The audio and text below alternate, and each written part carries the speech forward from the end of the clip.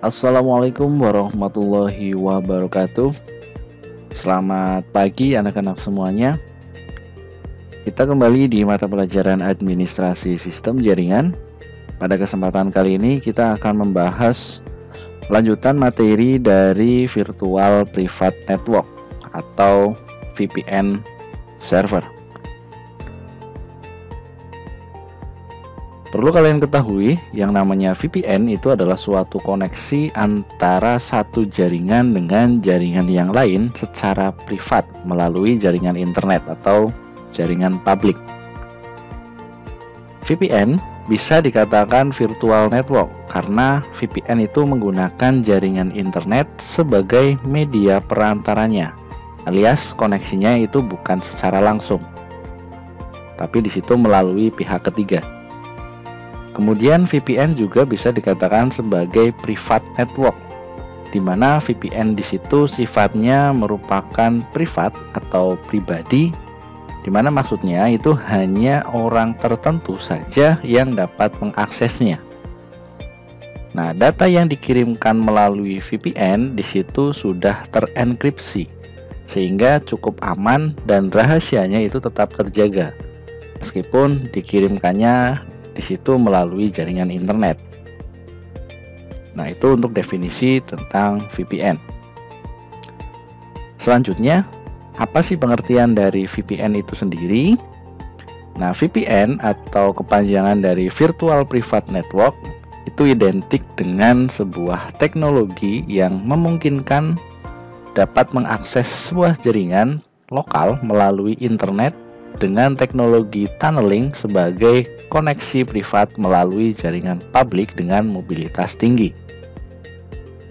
Di mana di situ istilah tunneling itu adalah suatu cara membuat jalur privat dengan menggunakan infrastruktur pihak ketiga. Jadi ada sebuah jaringan publik, di situ kita membuat terowongan tersendiri atau istilahnya tunneling, di mana nantinya di situ kita mengakses suatu data secara privat walaupun nanti jalur utamanya menggunakan internet.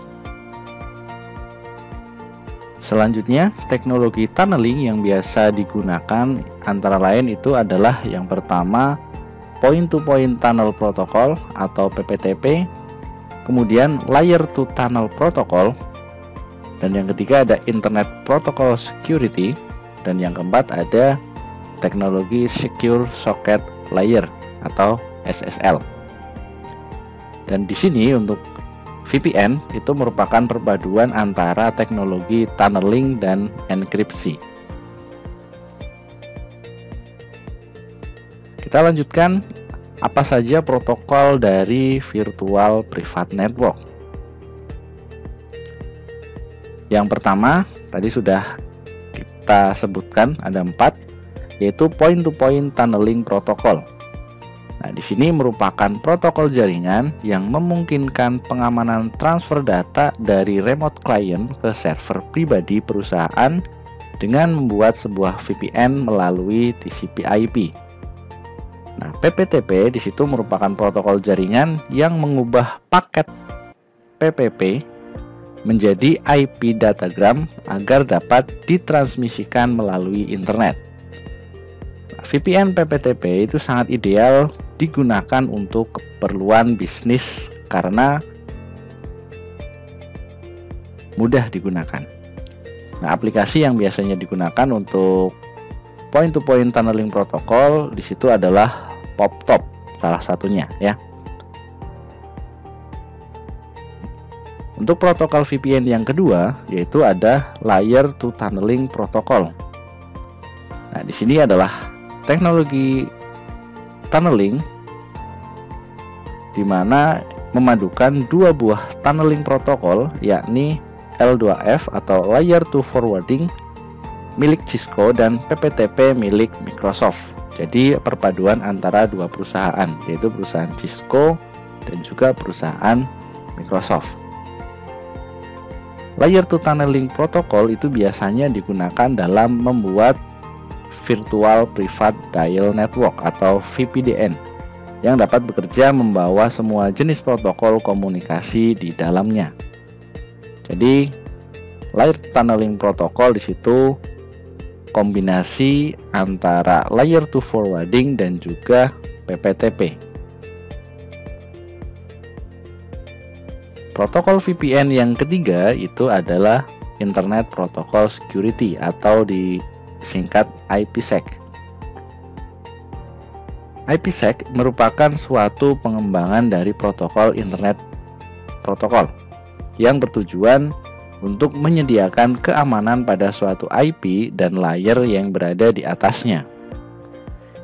Internet Protocol Security itu merupakan metode yang memproteksi IP datagram ketika paket ditransmisikan pada traffic, di mana fungsi utamanya itu adalah mengamankan komunikasi protokol internet dengan melalui verifikasi pada masing-masing sesi dengan enkripsi secara individu, baik itu melalui mode transportasi dan juga mode kanalisasi. Nah, di sini untuk mode transportasi itu adalah pesan dalam paket data akan dienkripsi. Sedangkan untuk kanalisasi itu adalah paket data secara keseluruhan yang akan dienkripsi. Di mana aplikasi yang biasa digunakan untuk Internet Protocol Security itu adalah Open atau FreeSWAN. Itu protokol VPN yang ketiga. Untuk protokol VPN yang keempat itu adalah Secure Socket Layer atau SSL. Secure Socket Layer dan Transport Layer Security itu merupakan solusi protokol untuk VPN yang bekerja pada layer 4, di mana pengguna dapat mengakses VPN perusahaan melalui browser. Karena protokol ini itu merupakan protokol kriptografi yang digunakan untuk mengamankan komunikasi melalui internet. Nah, itu ada 4 jenis protokol VPN yang biasa kita gunakan. Selanjutnya, apa sih fungsi utama dari teknologi VPN? Nah, fungsi yang pertama itu adalah confidentiality, dan kedua ada data integrity, dan ketiga ada origin authentication. Di mana untuk confidentiality atau kerahasiaan di situ VPN menggunakan metode enkripsi. Di mana dengan adanya teknologi enkripsi di sini keamanan data akan menjadi lebih terjamin. Nah, fungsi yang kedua itu ada data integrity atau keutuhan data. Di mana untuk VPN itu terdapat teknologi yang dapat menjaga keutuhan data, mulai dari data dikirim sampai data itu tersampaikan ke tempat tujuan. Dan fungsi utama teknologi VPN yang ketiga itu ada yang namanya origin authentication atau autentikasi sumber. Nah, untuk teknologi VPN itu memiliki kemampuan untuk melakukan autentikasi terhadap sumber-sumber pengirim data yang akan diterimanya. Dengan VPN itu menjamin semua data yang dikirim dan diterima itu berasal dari sumber yang seharusnya. Tidak ada data yang dipalsukan ataupun dimanipulasi oleh pihak-pihak yang lain. Karena di situ ada teknologi autentikasinya. Dan ini fungsi utama dari teknologi VPN. Selanjutnya, yang namanya virtual private network itu ada yang namanya kelebihan dan juga kekurangannya. Yang pertama, untuk kelebihan dari VPN itu dapat meningkatkan kecepatan unduh atau download dari protokol transfer berkas di mana koneksinya end-to-end. Kemudian dapat menggunakan hotspot WiFi dengan aman, di mana penyedia layanan internet atau ISP itu tidak akan memiliki akses ke aktivitas online kita. Kemudian kelebihan yang ketiga, identitas IP asli pengguna itu tidak bisa langsung diketahui oleh publik, karena di situ dapat dipalsukan atau dimanipulasi.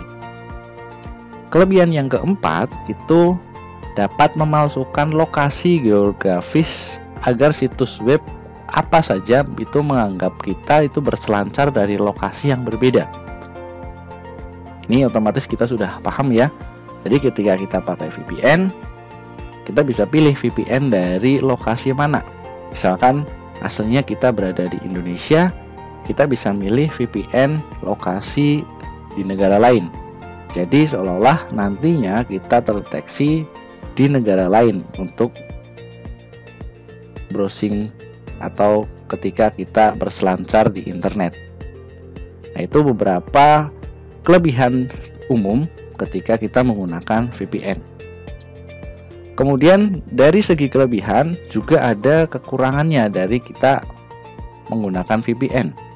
Yang pertama, di situ kecepatan berselancar normal akan menurun. Setidaknya 10% untuk kita browsing. Kemudian, penyedia layanan VPN itu memiliki akses ke aktivitas online kita. Jadi, di situ kita dapat diketahui aktivitasnya oleh penyedia layanan VPN. Kekurangan yang ketiga, kita mungkin dapat membuka pintu untuk pemalsuan IP dan daftar hitam dari internet. Dan yang keempat itu ada batasan dalam penggunaan VPN-nya. Jadi kita tidak bisa secara full ataupun secara bebas dalam penggunaan VPN. Di situ ada beberapa batasan yang digunakan. Nah, itu kelebihan dan kekurangan secara umum ketika kita menggunakan VPN. Selanjutnya, untuk sistem keamanan di VPN di situ menggunakan beberapa metode. Di antaranya yang pertama itu ada metode tunneling. Itu merupakan suatu cara membuat jalur privat dengan menggunakan infrastruktur jaringan internet dari pihak ketiga pastinya. Yang kedua, dengan adanya VPN itu menggunakan sistem keamanan metode enkripsi. Nah, metode enkripsi di situ itu merupakan proses penyandian sebuah pesan ataupun informasi yang mana hanya sekelompok orang tertentu saja yang dapat mengaksesnya. Sedang yang tidak diberikan izin akses itu tidak akan bisa mengerti maksud dari pesan tersebut.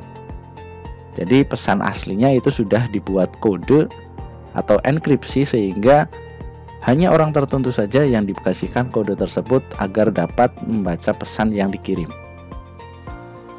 Nah, untuk sistem keamanan VPN yang ketiga atau yang selanjutnya itu ada metode autentikasi user, di mana suatu metode ini digunakan untuk menentukan atau memastikan bahwa seseorang itu asli atau tidak, sesuai atau tidak, memang benar yang mengirimkan pesan itu atau bukan. Ya, dimana ketika proses validasinya itu terdapat pada saat kita memasuki sistemnya, yaitu biasanya itu dengan memasukkan nama dan juga password untuk bisa login pada pesan tersebut, dimana nama atau user dan password tersebut sudah terdaftar oleh si pengirim pesan itu. Dan sistem keamanan VPN yang keempat itu ada yang namanya integritas data, di mana integritas data di sini mengacu pada konsistensi dan akurasi data yang disimpan di dalam basis data. Untuk keaslian datanya utuh, di mana dari pengirim mengirimkan A, nanti sampai ke yang dikirim di situ pesannya tetap utuh. Jadi tidak ada pesan yang hilang, atau istilahnya di situ konsisten dari pesan yang dikirim apa full, nanti pesan yang tersampaikan juga sesuai dengan yang dikirimkan. Itu beberapa sistem keamanan VPN yang bisa kita ketahui untuk metode keamanannya.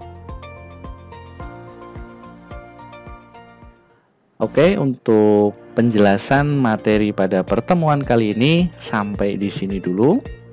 Silahkan dipelajari kembali materi pada pertemuan kali ini dan jangan lupa untuk dibaca kembali materi-materinya supaya nantinya kita lebih paham untuk mengenali apa itu VPN.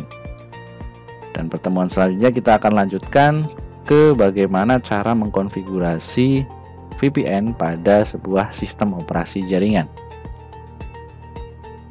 Saya akhiri pada pertemuan kali ini. Wassalamualaikum warahmatullahi wabarakatuh.